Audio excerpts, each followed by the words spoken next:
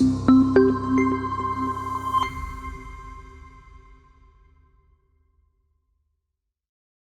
today's demonstration, I want to show you how you can integrate FossID into your CI/CD pipelines so you can check for open source license compliance issues before they become too far of a problem down the line.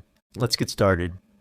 For today's demonstration, I'll be jumping back and forth between GitHub and FossID Workbench. To start, this repository has already been imported into FossID Workbench. There are two primary branches that my developers work in. The develop branch, where all changes are merged and tested and integrated before being rolled into the production branch, which is then deployed into our live environment.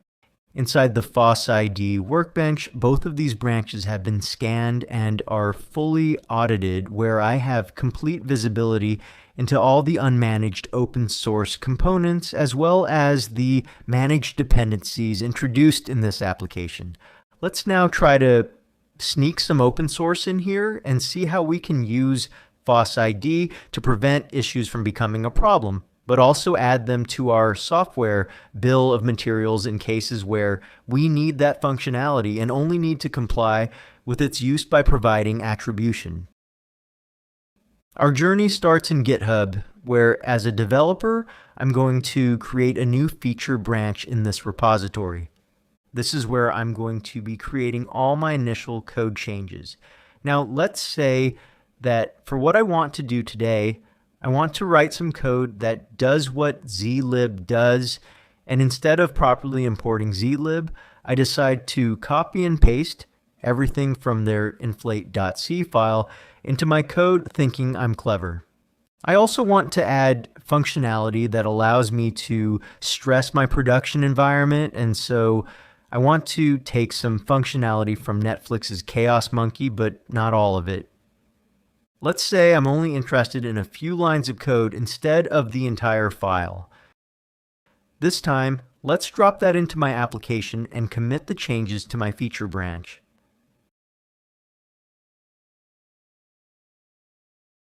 Finally, I want to add yet another example where we can grab a snippet of open source, and in this case, let's find some smaller snippet to demonstrate how granular we can make this detection.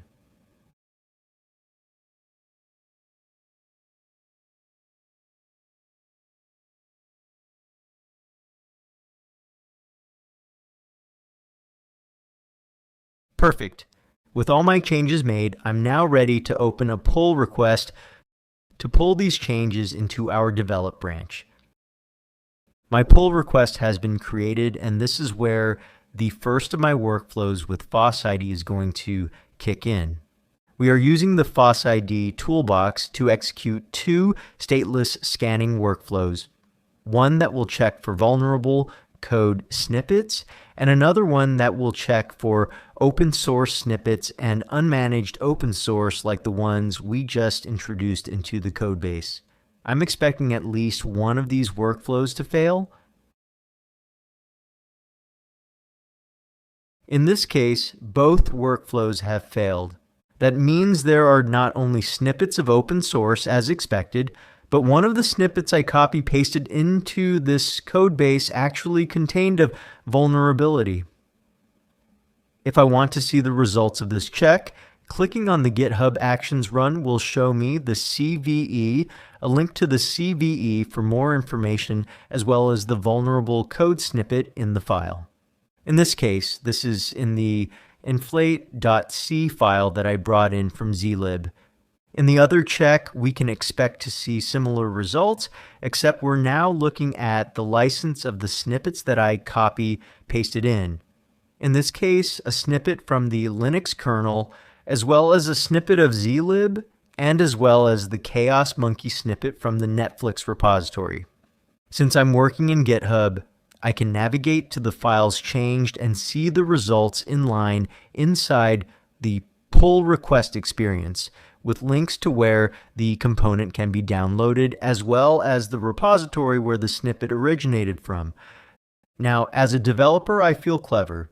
I think I can get away with this and not raise any red flags. So I'm going to go ahead and merge this pull request into develop anyway.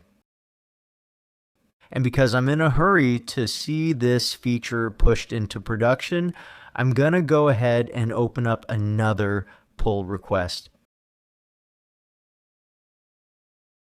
That now takes these changes that I committed into develop and puts them into production.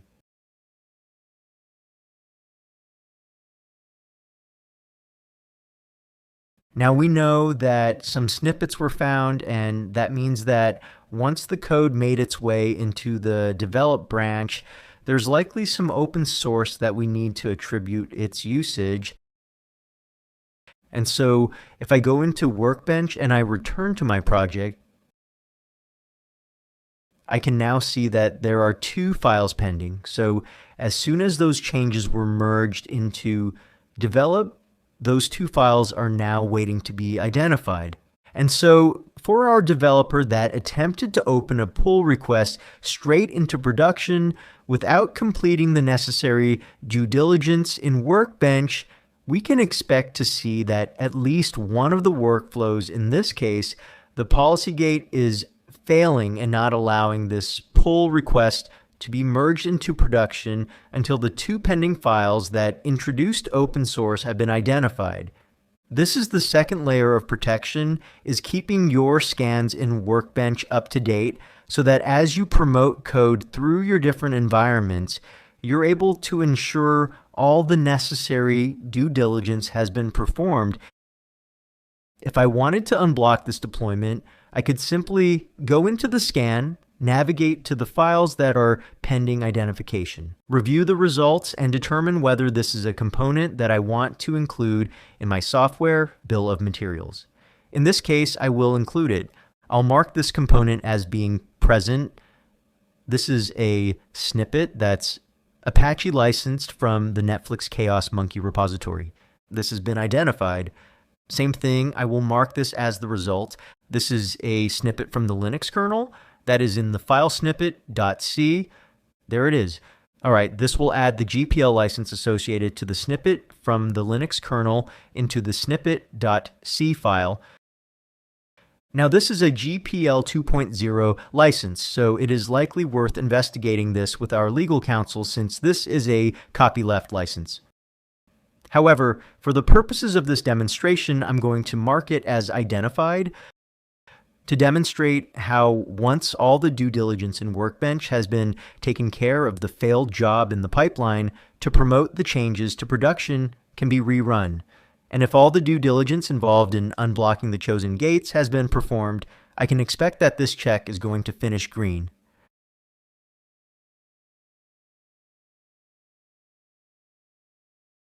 Perfect. Our gates have passed. The change is good to merge into production because all the due diligence has been taken care of. I can return to the pull request where I see that my production compliance gates have been solved.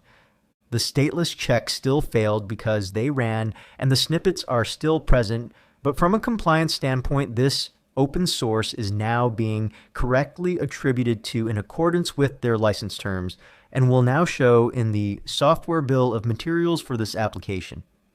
I can safely merge this pull request, and once the pull request is merged, similar to how it happened for the develop branch earlier, the source code of our production branch will be rescanned by our GitHub action. And once we navigate back to our project, we can expect to see that once the scan completes, we will have the additional 3 files that were scanned accounted for, so that both the software bill of materials and notices files for our develop and production branches are always up to date with all the open source in our software.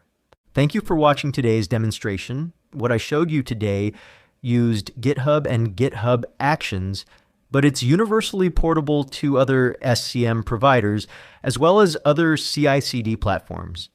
The diff scanner only needs to work inside and initialize Git context where it can compare the base and the head refs, which makes the pull request or the merge request a perfect place for it to be invoked. That is the stateless scanner and the Workbench agent which handles importing the source code into Workbench for analysis. so you maintain up-to-date SBOMs and reports of your application. It's open source and very easy to implement into any CI/CD pipeline.